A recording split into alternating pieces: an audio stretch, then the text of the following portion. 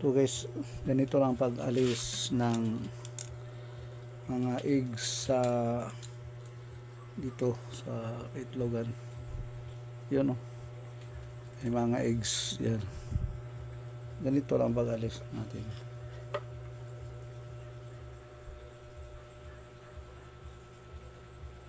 Ito namilit kumakapit dyan.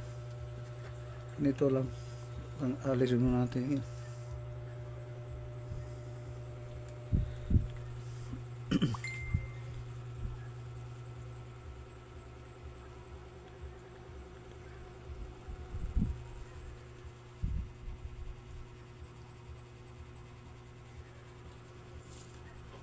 Ganito lang.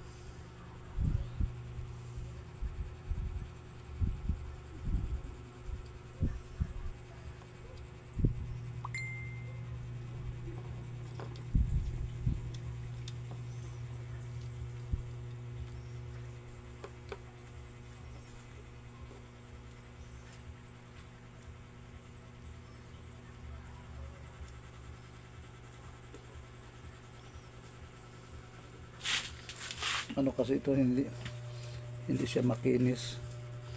Nahirapan ako sa pag ano ito. Mas maganda yung medyo ano para hindi siya ito magaspang ka.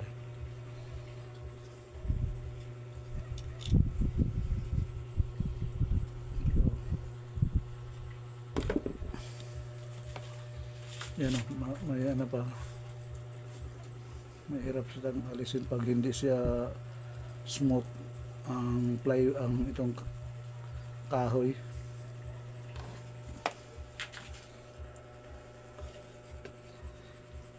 Ito.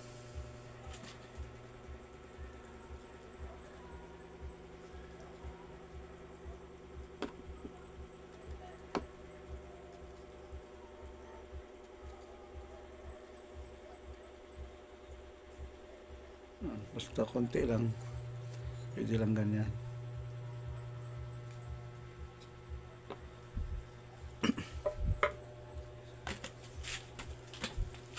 Gumamit lang tayo ng tissue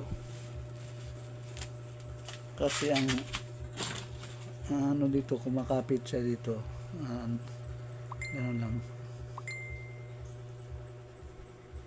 Yan, marami na yan. Dito lang natin ilagay kasi pagkatapos natin i-ano pa rin yan natin isama natin yan kasi may marami na yan, marami din yan ang laman nito. No, nibisi pa.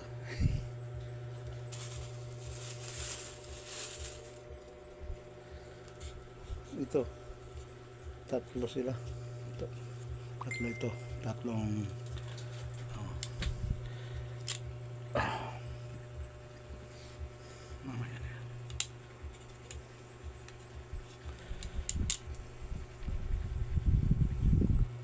oops.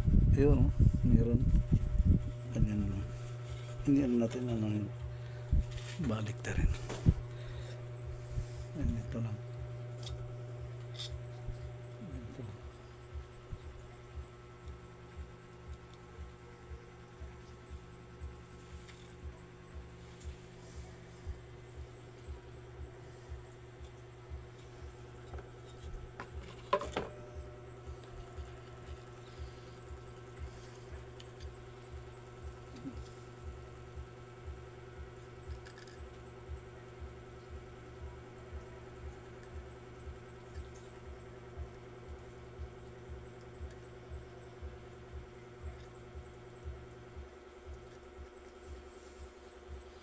Yan.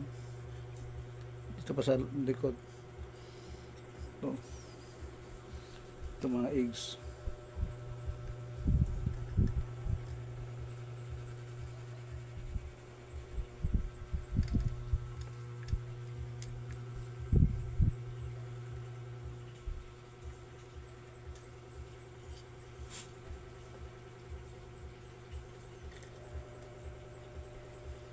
Yan. Medyo ano kasi ito, hindi siya makinis. Parang ano, nahirapan tayo pag kailangan yung ano, yung magandang ano, ito pa. Tapos susunod kong ano, yung mga kailangan ano, idaan pa yan sa yung papel de liha or sandpaper. Diyan lang muna, balikan ko yan mamaya.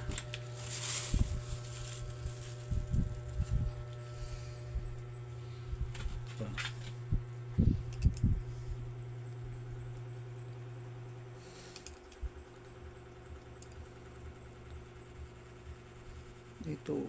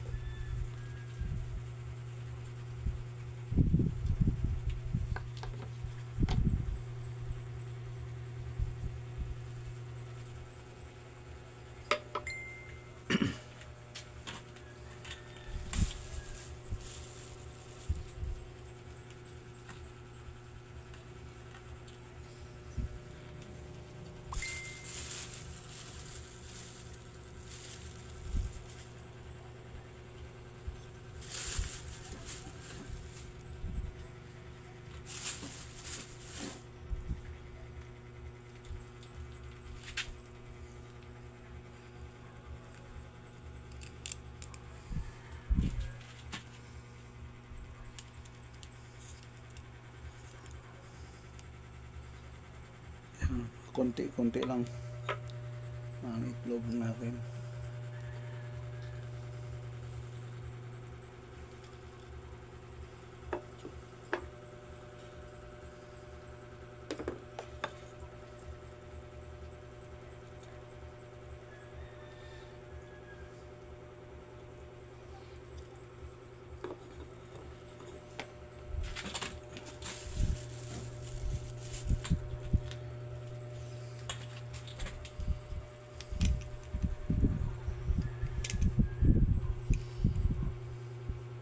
Ito wala, ito meron pa isa.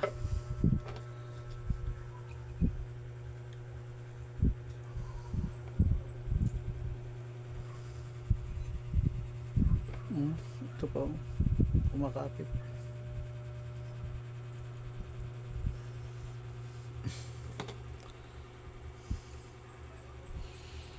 Kumakapit pa.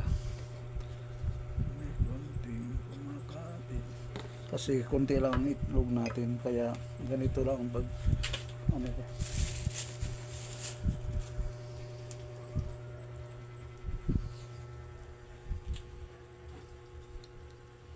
Tingnan natin.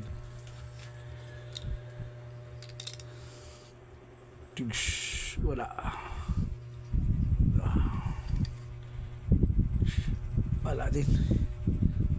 Yan o, 0. Mamaya ko na ito ayusin pagkatapos.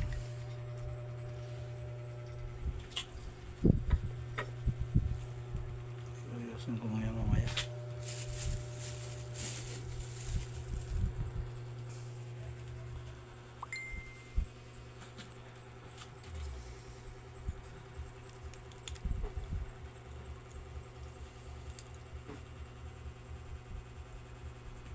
Isa lang. Puti na lang meron.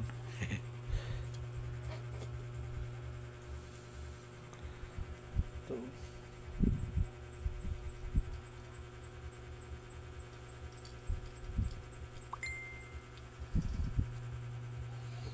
Yan. Ano? Pwede ito. Gamitan lang ito para hindi mabasag ang itlog kasi napaka ano ng ano Pag mabasag yan, hindi natin mapansin kasi napakaliit, you know. Ito isang, ayan, marami yan. Kaya hindi natin yun lang, parang ano lang ba, ganito lang, lods. Ito hindi pa, hanggang dito muna ang video natin, pero pinapakita ko lang sa inyo kung paano siya inalis dito sa ano niya, ganyan lang. Okay, thanks for watching. Nakalimutan ko nga pala, pagkatapos pala nito ay ilagay natin ito sa ano, gumawa pa tayo ng pagkain nila, tapos ipatong niya natin sa ano, gumamit tayo ng screen. Ay, may ano na pala ako dito, may video na ako ng pag ano nito, pag paano siya ilagay sa pagkain. Yan. Ito ang ipatong ko doon sa ano nila, sa gaya nito. Lagyan ko yan ng makakain para pag mapisa na yung itlog na yan, dyan sila kakain sa ilagay natin na inihanda natin yung pagkain. Yung una kong ginawang pagkain, yung pids, yung chicken pids, o kahit yung sa baboy, pwede yan. Tapos basain lang siya ng tubig, tapos diyan sa ibabaw lagyan siya ng ano, ng screen para hindi ito mabasa ang eggs. Ganyan lang. Okay, thanks for watching. Tapos maglagay tayo ng page dito. Ito ano, ito sa chicken page yan. Ilagay natin, tapos basahin natin to.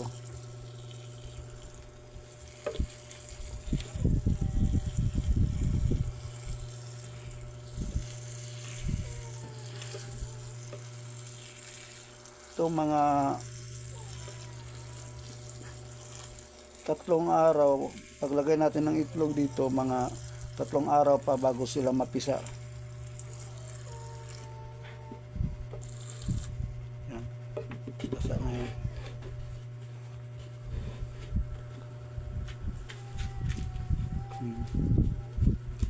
Basa na.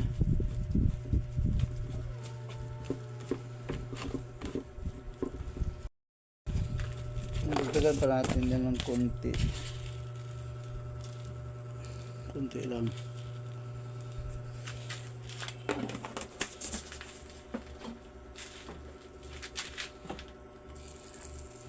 Basahin ng tubig.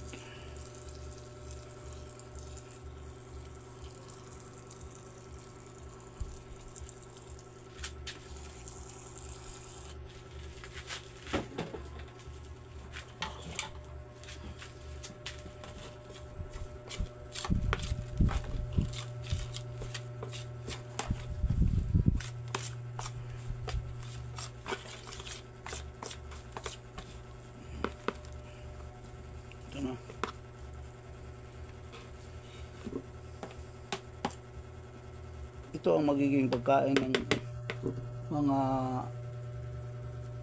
BSF larvae pag napisa na sila. Dito lagyan ko ito ng screen dyan para patungan natin ng itlog. Dito lang natin ilagay, ganyan. Ang itlog yan ang ano kanina yan. Ito ang tissue, nilagay ko lang doon kasi marami din ang ano dito, kumakapit dyan, kaya nilagay ko lang siya dyan, ganito lang. Tapos ano ko lang ganyan para hindi masyadong mainit, para may pumpasok pa rin dyan na hangin sa ilalim para hindi sila mainitan. Tapos ito pag mapisa na sila dyan, gumagapang yan ang maliliit na larvae dyan sa pagkain nila. Ganyan, ganyan ang paglagay. Ito ang una nilang pagkain. Ito ano ko lang ito, lagyan ko lang yan ng mabigat lang.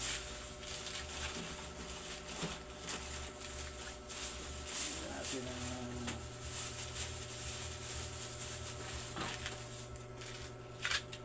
ito lang para hindi siya maano, hindi naman to mabigat masyado. Ganyan lang. Mampisa yan, dyan sila mahuhulog.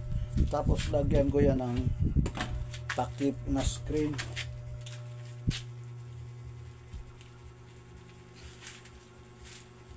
Ito ang lagyan ko yan ng screen dito para hindi masyadong ano, hindi makapasok ang mga insekto. Ganyan lang para makahinga sila.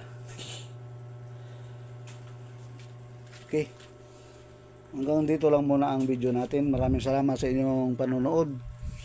Maraming salamat sa Diyos. Thanks for watching. Bye bye.